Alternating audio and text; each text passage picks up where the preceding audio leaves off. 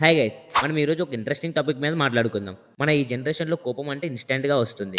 WhatsApp మెసేజ్కి reply late అయితే కోపం, traffic jam అయితే కోపం, స్మాల్ స్మాల్ థింగ్స్కి పేషెన్స్ లేదు. మరి ఈ కోపాన్ని కంట్రోల్ చేయడం ఎలా? ఇప్పుడు చూద్దాం. Let's begin this video. చిన్నప్పుడు టీచర్స్ చెప్పేవారు, కోపం వచ్చిన 10 సెకండ్ వెయిట్ చేయని. సింపుల్ టెక్నిక్ కానీ ఎఫెక్టివ్. మనకి కోపం వస్తుంటే ఇమీడియట్గా రియాక్ట్ అవ్వకుండా ఒక డీప్ బ్రీత్ తీసుకోండి.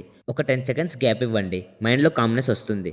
సెకండ్ టెక్నిక్, మనం కోపం ఎందుకు పడతాం అనేది అనాలిసిస్ చేయాలి. మ్యాక్సిమం టైంలో మన ఎక్స్పెక్టేషన్స్ ఫుల్ఫిల్ అవ్వకపోతే ఫ్రస్ట్రేషన్ వస్తుంది. సో ప్రాక్టికల్గా ఆలోచించండి. అందరినీ మన ఎక్స్పెక్టేషన్స్ ప్రకారం బిహేవ్ చేయడం చాలా తప్పు కదా. థర్డ్ టెక్నిక్, ఎనర్జీని డైవర్ట్ చేయడం.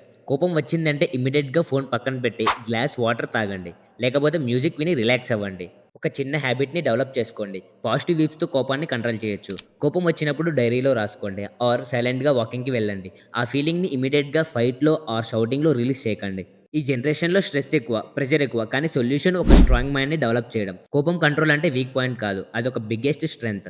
ఒక కూల్ మైండెడ్ పర్సన్ ఓల్డ్లో బిగ్గెస్ట్ డెసిషన్ తీసుకుంటారు, కానీ ఒక కోపం ఎక్కువ ఉన్న పర్సన్ చిన్న మిస్టేక్స్కి లైఫ్లో పెద్ద ప్రైజ్ కట్టేస్తారు. సో నెక్స్ట్ టైం కోపం వస్తే గుర్తుపెట్టుకోండి, calm mind is a super power. ఇది మన ఫ్యూచర్ని సేఫ్గా చేయగలదు. లైఫ్లో ఒక లెసన్ గుర్తుపెట్టుకోండి ఫ్రెండ్స్, కోపంని కంట్రోల్ చేయడం అంటే మన జీవితాన్ని కంట్రోల్ చేయడం లాంటి విషయం.